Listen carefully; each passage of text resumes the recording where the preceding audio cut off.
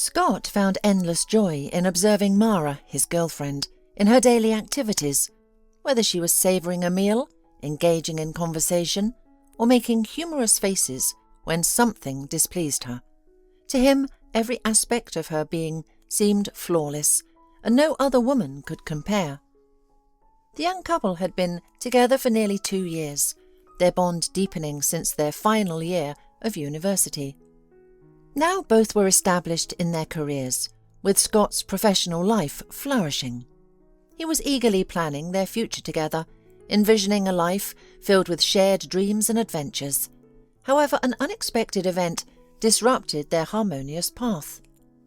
One evening, Scott and Mara were invited to a friend's birthday party. The friend, Benjamin, was someone Mara had never warmed up to, finding him immature and boastful. Scott, on the other hand, valued their long-standing friendship and was looking forward to the celebration. On the same evening, Mara received tickets to a concert featuring her favourite musician, an opportunity she didn't want to miss. She tried to convince Scott to accompany her instead. "Let's go to the concert," Mara pleaded, her eyes sparkling with excitement. "It's a once-in-a-lifetime chance to see them live. You can celebrate with Benjamin another time." Scott hesitated, torn between his loyalty to his friend and his desire to make Mara happy. "Mara, Benjamin is one of my oldest friends," he explained, holding her close. "I can't just skip his birthday. It means a lot to him, and to me." "Mara, you're wrong. Benjamin is my old friend, and I can't ignore his birthday," Scott said, wrapping his arms around her. "So you can ignore me and my ideas, but not him. Is that how it is?" Mara retorted, her voice laced with frustration. "Fine, go to Benjamin. Have a great time admiring him. I'm going to the concert." "Where did you even dig up this Australopithecus? He doesn't care about anything except his stupid gadgets." Scott stormed out, slamming the door behind him. He hadn't anticipated Mara's harsh reaction to his loyalty towards his best friend. Deciding to address the issue later, he called Benjamin, who answered cheerfully. "I thought you'd forgotten about me. Come over to our usual spot. Let's have a good time," Benjamin said, his enthusiasm palpable. Scott hung up with a smile. Their usual spot was a sports bar where he and his friends gathered to cheer on their favourite team. Some pretended to be fans just to enjoy the male camaraderie, feeling like real macho men. They had a great time, but Scott couldn't shake off the unease he felt about Mara.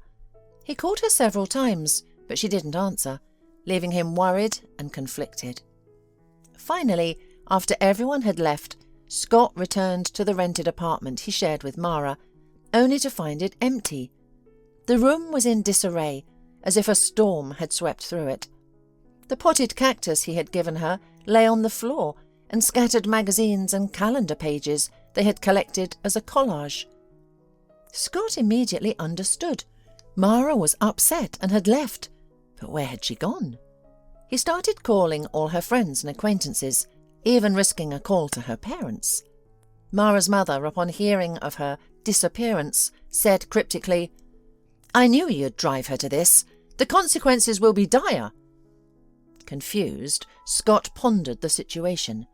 He hadn't wanted to go to the concert with Mara, but what terrible thing could have happened because of that?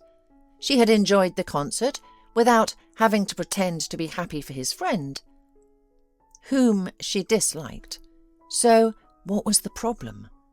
Scott's mind raced with questions and worries. He couldn't understand why Mara had reacted so strongly, or where she might have gone. After a sleepless night, Scott began calling hospitals, police stations, and shelters in the morning.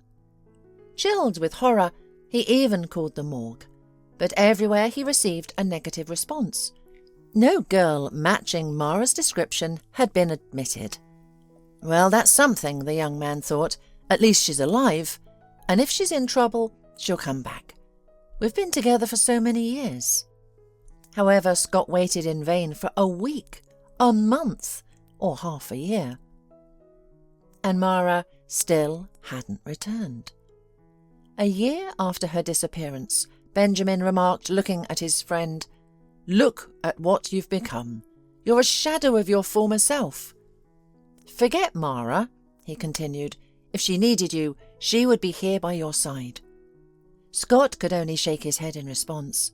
He couldn't imagine anyone else by his side but Mara. Once he even chased after a woman who resembled Mara from behind. The same hairstyle, hair colour, height and figure, but the face was unfamiliar. The uncertainty of Mara's disappearance weighed heavily on Scott, leaving him in a state of limbo. He clung to the hope that she would return, unable to move forward or let go of the love they shared. His friends and family urged him to accept the situation and move on, but Scott remained steadfast in his belief that Mara would come back to him. Time went on.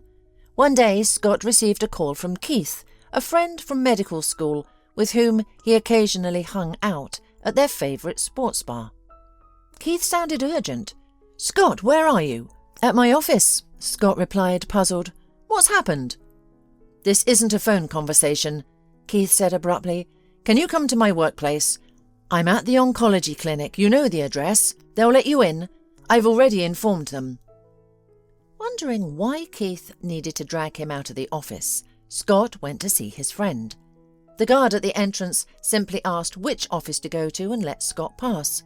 From a distance, Scott recognised Keith's tall, lanky figure. The man hurried over, and the two men exchanged a handshake. In response to Scott's questioning look, Keith silently led him away. "She asked me to find you," Keith said. "Who?" Scott asked, astonished, his mind racing with possibilities.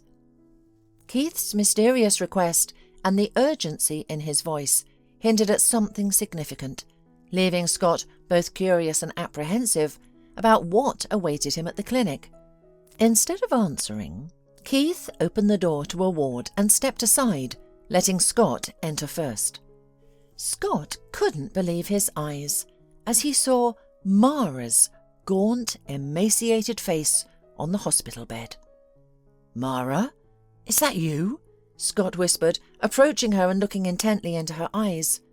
Keith discreetly left the room to give them privacy. Mara faintly smiled, causing a web of fine wrinkles to appear on her face. "I knew you would come," she said softly. "So, we meet again after all these years. By the way, how long has it been?" 5 years, Scott replied, stunned. "What happened to you?" "It's a long story," Mara sighed. "I'll just say this. If I hadn't been such a fool, I wouldn't be here.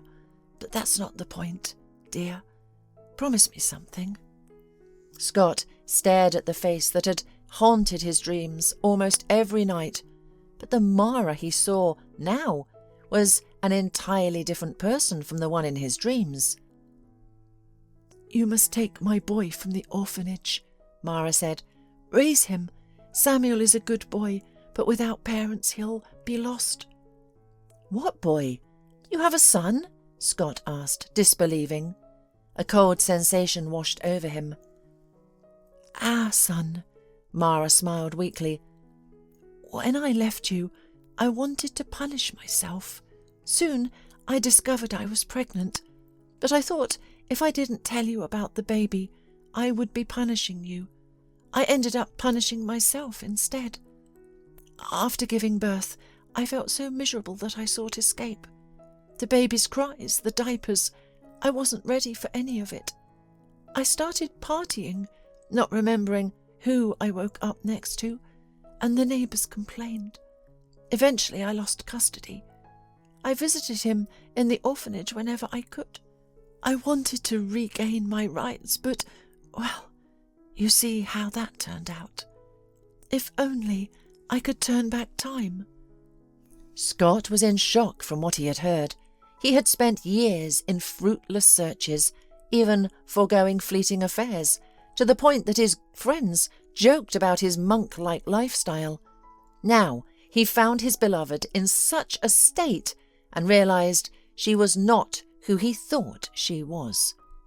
Scott cried all night, imagining the wasted time and thinking that if he had known about his son, everything would have been different.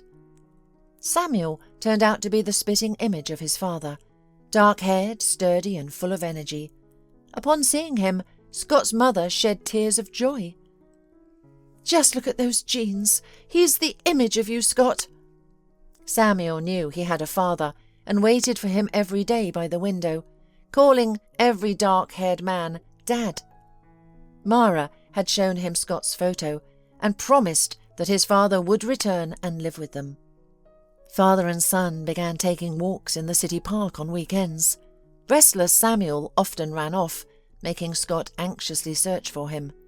One day, while looking for Samuel, Scott heard desperate cries. "Help! A child is drowning!" Scott's heart stopped. He rushed toward the screams and saw a small body struggling in the water under a bridge. Without hesitation, Scott dove in, grabbed the child and surfaced. It wasn't his son, but a little girl. He brought her to the shore and revived her. Fortunately, she hadn't inhaled much water and soon began to cry loudly at the sight of her mother. The young, beautiful woman, about Scott's age, clutched her daughter tightly. "Celeste, thank God you're alive. Why did you run off to the bridge? I told you not to go there alone. The railing is so unsafe." Noticing her daughter's saviour, she profusely thanked him. "I don't know how to thank you.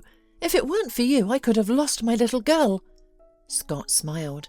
"I was here with my son. I heard the screams and feared it was him.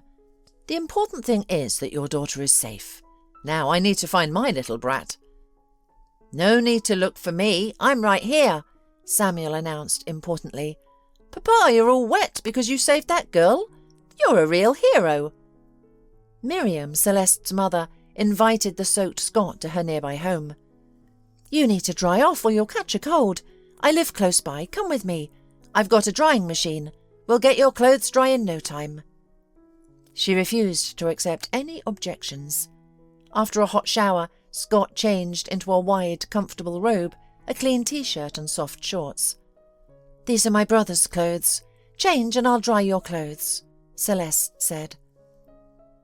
After the hot shower, Scott changed and went to the living room, where Celeste showed her toys to Samuel. The boy's eyes lit up at the sight of the construction sets, and he categorically declared, "This is for boys. Girls don't play with this." "Why not? I play with it," the little girl retorted, then offered, "Let's build something together." The children became so engrossed in their game that they paid no attention to the adults. Meanwhile, Scott pondered how strangely his life was unfolding. Not long ago, he knew nothing about his son.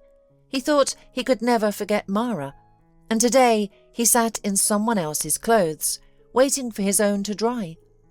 The aroma of food wafting from the kitchen reminded him that he was starving. Miriam, flushed and satisfied, emerged with a smile and invited everyone to the table. "Wash your hands and come eat. This applies to you too, Scott." Scott duly appreciated the hostess's culinary talents.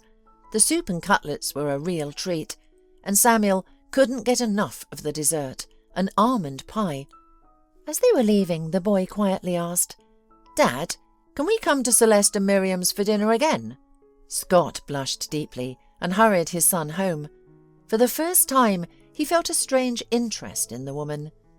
"Maybe it's because I saved her daughter, and she cooks amazingly," Scott thought as he drifted off to sleep. The following weekend, he went to the park again. As usual, his son ran off, and Scott followed, looking around. This time, he was searching for someone specific. He froze when he heard a familiar child's voice. "Mum, Samuel and his dad are here." Turning around, Scott saw Miriam, dressed in a light sports outfit. The woman blushed slightly as their eyes met. Scott approached and greeted her. To hide their embarrassment, they sat on a bench and started talking about trivial things. But with each word, Scott felt a growing sense that he had known Miriam for a long time, that he had been searching for her and finally found her. Her smile and mannerisms evoked a storm of emotions within him. Gradually, the image of Mara began to fade, giving way to Miriam's kind and sincere presence. After 6 months, Scott finally decided to confess his feelings. With bated breath, he waited for Miriam's response and felt the ground slip from under him when she, blushing, softly whispered, "Yes."